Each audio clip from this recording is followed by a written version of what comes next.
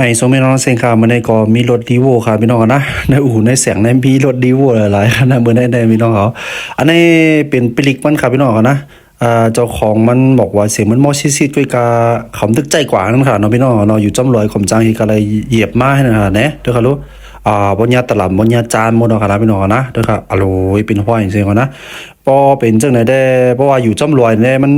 มันเป็นเพศนำหนาพี่น้องเขานะเพราะเป็นจังไหนได้พี่น้องอย่าไปขับด้วยกันนะเฮียงเนี่ยเพราะว่าเหยียบติ๊กๆผมเป็นห้อยเหยียบไปที่บ้านเนี่ยจะเอาปลิกมันหลั่นตกออกนะพี่น้องนะเพราะว่าปลิกมันตกกว่าว่าในจึงมันเดมีลูกสุบค่ะนะพี่น้องนะอันมันอีปลิกนั่นค่ะเนาะมันเดเฮียงมันออกมานะเพราะว่ามันออกมาน้ำมันปลิกมันหลั่นออกมาว่าในจึงได้เฮียงแล้วค่ะนะพี่น้องนะเหยียบกล่อมแล้วค่ะนะโอ้อันนี้ก็เป็นพังนะพี่น้องนะ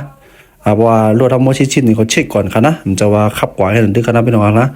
ไม่ซ้ำรถดีโวกันนะครับเพราะว่ากว่าเหยียบย่อเพราะว่ากว่าเขา70ย่อเขาเหยียบไปลิกมันสั่นค่ะนะมันสั่นถึงเสียตายทั้งเหนือบนค่ะนะพี่น้องนะอ๋อในคำติเลยมาเจจานหรือว่าเจตะหลำค่ะพี่น้องครับอันนี้ครับเพราะว่าเหยียบเพราะว่าก่าไว้เสียเหยียบเพราะว่ามันสั่นเพราะว่าในจึงติเลยเจตะหลำค่ะนะพี่น้องนะอ๋ออันนี้ก็เพราะว่าอ่ำเจเพราะว่าในจึงได้เพราะว่าอ่ำคาดว่าคือมันเป้งๆว่าในจึงมันติสร้างถึงโปรจอยหมักปอลังนามันกว่าหมดค่ะนะพี่น้องนะเพราะว่ามันสั่นเพราะว่าในจึงพี่น้องเขาอย่าปีไว้ค่ะนะเอามาเช็คกันแล้วเอามาเปลี่ยนกันค่ะนะพี่น้องนะ